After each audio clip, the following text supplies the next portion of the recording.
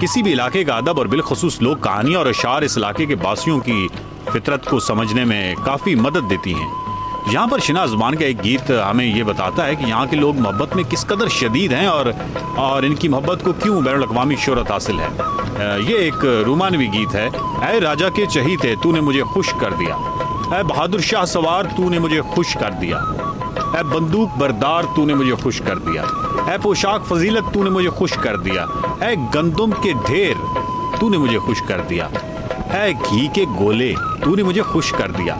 मैं तुमसे खुश हूँ और ये खुशी हर कीमत पर खरीदूंगी। व्यूअर्स, गिलगित बल्तिस्तान में जितनी भी आबादियाँ हैं, जितनी भी कदीम सेटलमेंट्स हैं, वो किसी न किसी नाले के गिरते हैं। वो नाला दुबेर हो, वो नाला समर हो, वो नाला किहाल हो, कोई भी नाला हो। तो जो चिलास में भी आपने देखा था, बड़ा खूबसूरत एक नाला बह रहा है जिसके गिरद हैं। तो यहाँ जो गिलगित का जन्म है वो इस कारगाह नाले के गिरद हुआ। और ये कारगाह कितना खूबसूरत है। मुकरम अभी मुकरम उछल रहे थे, वो दोबारा करके दिखाइएगा।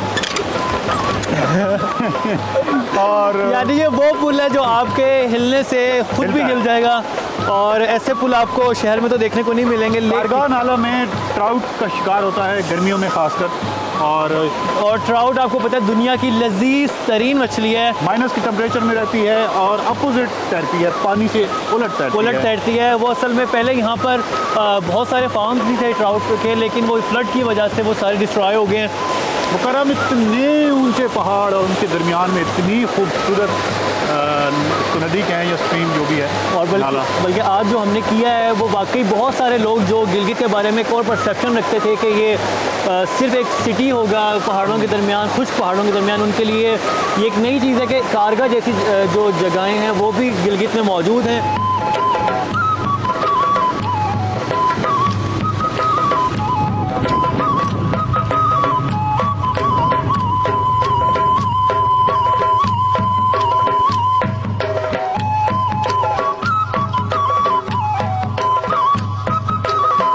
काफ़ी कंट्रोवर्सीज़ हैं मुकरम इसके बारे में। कोई कहता है 1000 साल जो है कबल ये बना था, कोई कदीम बुद्ध मत का जो दौर है उसमें इसको बताते हैं। लेकिन जो लोकल स्टोरी सुनाते हैं वो बड़ी खूबसूरत, बड़ी कमाल की स्टोरी है। स्टोरी ये है कि ये जो हैं साहब, अगर ये बुद्धा नहीं है तो अगर ये जो साहब हैं ये विलेजर्स खाते थे, गांव वाले लोग जो है ना उनको ये खा जाते थे। और कुछ लोग कहते हैं कि गांव के बच्चे खा जाया करते हैं।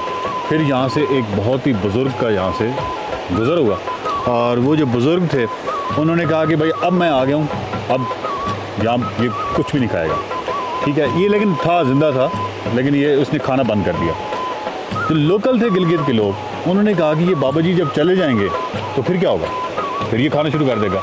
तो उन्होंने एक ऐसा हल निकाला जो बड़ा कमाल है। उन्होंने हल निकाला कि बाबा जी को मार दिया और बाबा जी को इधर कहीं नीचे दफन कर दिया ताकि ना ये पक्का मामला ही हल हो जाए।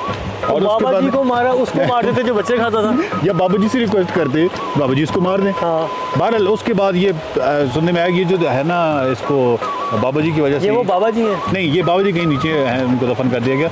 ये वही चीज़ है। और इसको ना उन्होंने उन्हीं की बाबा जी की करामत थी कि ये वहाँ पे चिपसा हो गए, ठीक है जी, कार्टून फिल्मों की तरह। और उसके बाद ये जो साइड पे आप देख रहे हैं ना नोकेस की वो जो काली काली, इसमें लोकल गिलगिती ये कहते हैं कि मेखों के साथ ना इसको पक्का कर दिया गया था। अच्छा। ताकि आइंदा ये जो है ना ये इस तरह की हरकत ना करें।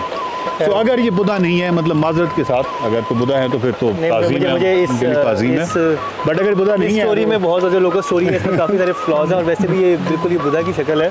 और ये कदीम एक हुक्मरान है, बेसिकली बहुत सारी स्टोरीज आपस में लिंक करती हैं। हाँ। एक जो कदीम हुक्मरान है गिलगित के, तो उनके हवाले से ये कहा जाता था कि वो बच्चे खाया करते थे और उनको फिर मार दिया गया था। और उसके हवाले से मुकरम बहुत अरसे तक, अब शायद नहीं होता, बट गिलगित में बहुत अरसे तक तारीख में फेस्टिवल हुआ करता था। जिस दिन वो मरा था, यानी जो बच्चे खाता था, जिस दिन वो मरा था, तो उस हवाले से जो डे था उसके मरने का, उस मुनासिबत से उस दिन फेस्टिवल हुआ करता था। और एक ज़माने तक ये फेस्टिवल जारी रहा गिलगित में। तो लेकिन एक ऐसा हुक्मरान यहाँ पर गुजरा है जो कि बच्चे खाया करता था, इंसानों के बच्चे पका पका के खाता था। वो पका के तो नहीं कहा हमने, खैर हाँ, ये तारीख के इसमें तारीख में सुकम पाया जाता है।